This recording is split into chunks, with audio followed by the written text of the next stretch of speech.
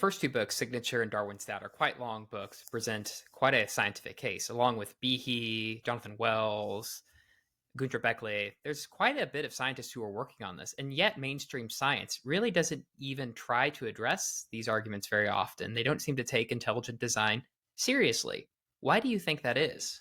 Well, in a way, I don't entirely concede the premise of the question, because as soon as a scientist like Gunter Bechly leaves mainstream science, well, as soon as he embraces intelligent design, then he's no longer considered a mainstream scientist. So mainstream is just it's a tautological equivalence between evolution, people who accept materialistic evolutionary theories, and then the people who don't are not mainstream. I mean, it's a meaningless designation anymore. It doesn't confer any authority on people who have a different view. Beckley was curating the bicentennial exhibition at the Stuttgart Museum of Natural History, celebrating the life and work of Charles Darwin. It was also happened to be the sesquicentennial celebration of the origin of the species. And his story is that he developed a museum display that included a scales of justice. And on one side of the scale, he had placed the book, The Origin of Species. And on the other side, for purpose of ridicule, he placed a number of the recently published books advocating the theory of intelligent design. And then against the laws, contrary to the laws of physics, he made the Origin of Species side of the scale go down, and the heavier books making the case for intelligent design go up. And he had a caption that said, the book, The Origin of Species, the one book that outweighs them all. And one of his colleagues said, Gunter, if you're going to make fun of the ID people, you'd better read their books, because you're our media spokesman and you might get asked about them. And Gunter later said that was my mistake. I did read their books. And I got an interesting communication from him in 2009 when all this was going on, asking if I would call him at home, not at the museum, and certainly please do not reply an email. But he wanted to talk because he having read our stuff, he was had become convinced that we were being unfairly maligned, that our case was much more scientific than people realized, that the problems with Darwinism or neo-Darwinism or the extended synthesis, take your pick, were actually much deeper and more profound than his colleagues were letting on, and that he had actually had a few doubts himself even before reading our books, and now this was causing him to have a deep think. When 7 years later he announced that he was no longer a proponent of mainstream evolutionary views, again emphasizing mainstream, and had instead affirmed intelligent design, well, then he was deemed no longer mainstream. But all that meant was that he had changed his mind. And so we have a number of cases like this that show that mainstream scientists are taking intelligent design very seriously, but as soon as they do, they're no longer considered mainstream. So there will never be a mainstream scientist who accepts intelligent design, because as soon as they accept it, they're by definition no longer mainstream. I mean, at some point, there may be so many of us that we get to say, well, we're mainstream. What I would say now is I think we have the initiative, the intellectual initiative in the arguments, the kinds of objections and challenges that we're posing to mainstream evolutionary biologists about the adequacy, for example, the efficacy and creative power of the mutation selection mechanism, are not being answered, but instead are actually in mainstream literature being acknowledged, though not as they're not being acknowledged as concessions to proponents of intelligent design. They're simply being acknowledged as problems with the mainstream theory. This came out in the 2016 conference convened by the Royal Society, or convened at the Royal Society, on new trends in evolutionary theory. And the first presenter there, Gerd Mueller, presented a talk on the explanatory deficits of neo-Darwinism and listed all five of which could have come out of any of the publications of ID proponents. He's not an ID proponent. He's looking for a third way, but there's a lot more flux in this debate. And so Anyway, you may have triggered me by using the word mainstream, because I just think it signifies absolutely nothing anymore, except that people don't want to don't want to consider the possibility of intelligent design.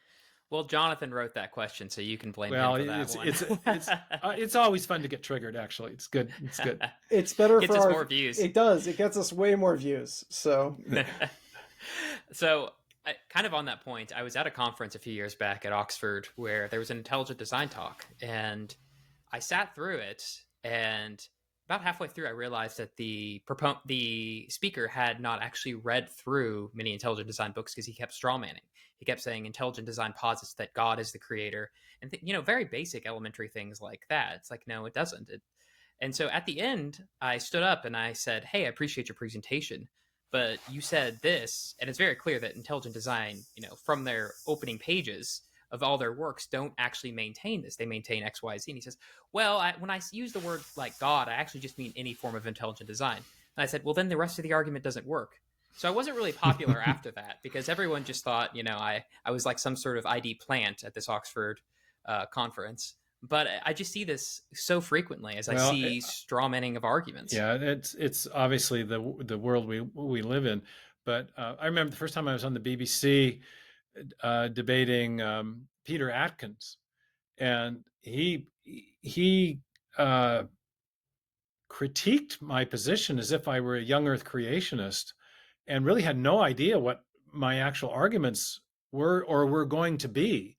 And when I therefore was able to explain them, he was caught pretty flat-footed, because it just was not. I was not the straw man that he had in his mind, but he hadn't done it. He hadn't done even a basic amount of research about the position of the person that he was going to be having a discussion with. So it's we've seen that phenomenon as well. As a debater, when you're put in that position, it's kind of unfortunate for the other guy, because it's pretty easy to refute arguments. When a person misrepresents you, it's pretty easy to make a better case, just explain, well, that's not what I'm arguing. Here's what I am arguing. What do you think of that? And he wasn't prepared to respond to that. So. well, one of the objections we often hear against intelligent design, and you can tell if this is a straw man or not, we sometimes hear that intelligent design is a God of the gaps argument. What is the God of the gaps, and how might you respond to that accusation? Yeah, sure. That's a very common one, and it's not a straw man objection, because it's an actual objection that people make that objection. So let's talk about it. God of the gaps is a shorthand way of referring to the fallacy from informal logic known as an argument from ignorance.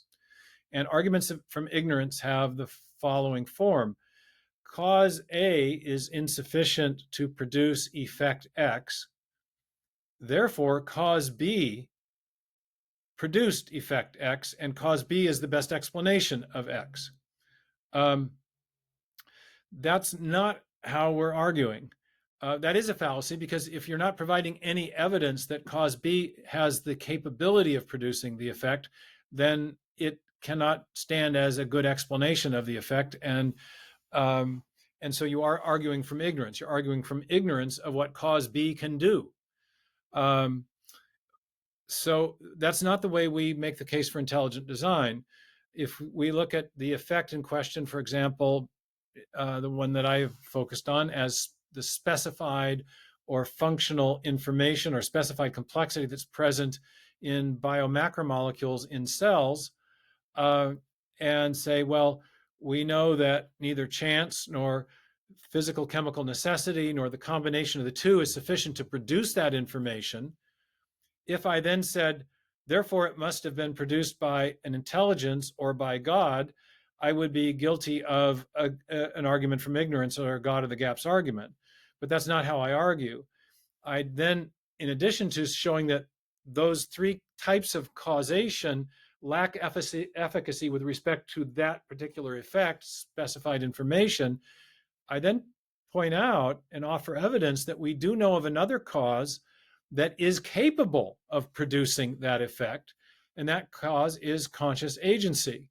And then I offer a number of lines of evidence, both from our ordinary experience and from prebiotic simulation experiments, in fact, which require intelligence to generate biologically relevant macromolecules, that intelligence is capable of generating the effect in question, namely information or specified information.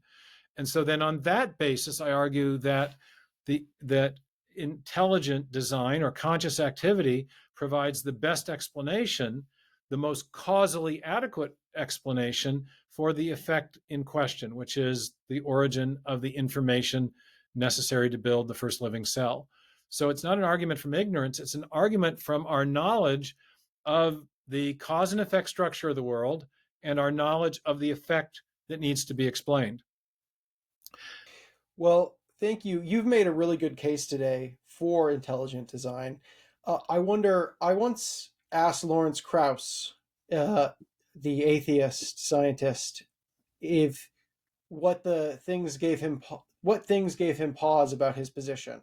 What things had the theists said to him that made him think maybe there's something to this? Was there any doubts that he had? And he responded, no, none at all. I've never heard anything that was worth thinking about. And I wonder, do you have some areas that you still struggle with? What are some of the major doubts you still have? And perhaps could you speak to the role of doubt in the Christian life and in the life of the Christian scientist? What role does doubt play here? The kinds of doubts that I think are most troubling for me, speaking as a Christian, are not really the intellectual questions that form the subject of philosophy seminars or any of these big questions about scientific origins. Though I'll come back to one. Okay, but more, I think with most people of faith, the big questions are things about the events in one's own life. Why did this happen? Rather than that. All of us have disappointments. All of us have experienced suffering. It's one thing to say, why does God allow suffering in the abstract? We can talk about the free will defense against the problem of evil. I think as a philosophical matter, it's very compelling. The free will defense is very compelling. But there's the question of, that when you have loss or disappointment or suffering in your own life, I think that's where these things become very acute. And I think all of us we're all subject to the human condition. And those I think are where we all want answers that we may not get this side of glory. And I do think there is glory coming, and that I believe that one of the greatest statements ever made was, I am the resurrection and the life, and he who believes in me, yet though he die, yet will he live. And I'm a convinced Christian and believe that there is hope of resurrection life as a result of what Jesus Christ accomplished. But there are many things that I don't think I and other Christians will know about their own lives as to why God allowed this, or why he directed us in that way rather than another way, or why this person we know that we love very much suffered. Those are the sorts of questions, the existential questions, that I think are the ones that are the deepest and the ones that are hardest to answer, because I don't think all of those things will be revealed in this life. In the matter of as it pertains to what we've been discussing, the models of origins, I think the hardest questions for theists have to do with the what sometimes theologians call the problem of natural evil. We can explain a lot of evil in the world as a result of what used to be called man's inhumanity to man, and the fact that God has given us the freedom to choose, rather than, and that he saw that it was better to allow us the freedom even to choose wrongly than it was to create mere puppets. And I found that free will defense, I think, is compelling and satisfactory when it pertains to human action. But there are things that go wrong in the world that are not the direct result of human action, that seem to be the result of something having gone wrong in nature. And I remember the Australian film in the 80s, The Man from Snowy River. And the Australian cowboy is on some great mountain peak and it's looking at this storm brewing. And he says, when you look at nature, at one minute it looks like paradise, and the next minute it looks like it's going to kill you, he said. And there is this kind of dual aspect of nature where we see evidence of clear evidence of design, but we also see evidence of decay. And we have, antibiotic resistant bacteria and nasty bugs and lots of things in nature that seem to be almost malevolent, almost certainly harmful to humans. And so I think those are the things that ID proponents are often pressed to answer. What about this seeming evidence of bad design or malevolent? And I have a couple of things to say about that. I think those are the most difficult questions. But the one is that as a Bible-believing proponent of intelligent design, I expect to see not one type of thing, but two things in nature. Romans 1 tells us that from the things that are made, the unseen qualities of the Creator are clearly manifest, his eternal power and divine wisdom. Yes, I think we see evidence of that. But it also says that in Romans 8, it says that the creation has been subjected to frustration and is subject to decay. And so we also see evidence of degradation of an aboriginal design. And that's, I think, what we should expect to see if we are proponents of intelligent design who are also biblical theists. And interestingly, I think that is what we see. We see both those things. We don't have a complete theodicy. We don't know how all instances of natural evil entered the world, but we are told to expect both evidence of design and evidence of subsequent decay. And I do have a colleague that works on this, Scott Minnick, a microbiologist.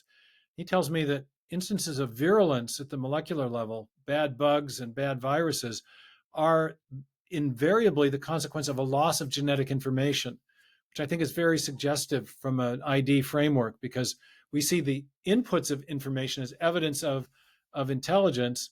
It looks like the origin of many of the virulent strains of bacteria and viruses that we encounter are a consequence of a loss of information, sort of a devolutionary breakdown of an aboriginal design that was good. So I think there's some hints in our scientific research of that other facet of things, that there is degradation of an original design. That's what we should expect biblically, and we are seeing evidence of that scientifically as well. So I don't think it's an unanswerable question, but I think it's a difficult one, and one that ID proponents who are working in areas like Scott Minnick are increasingly addressing.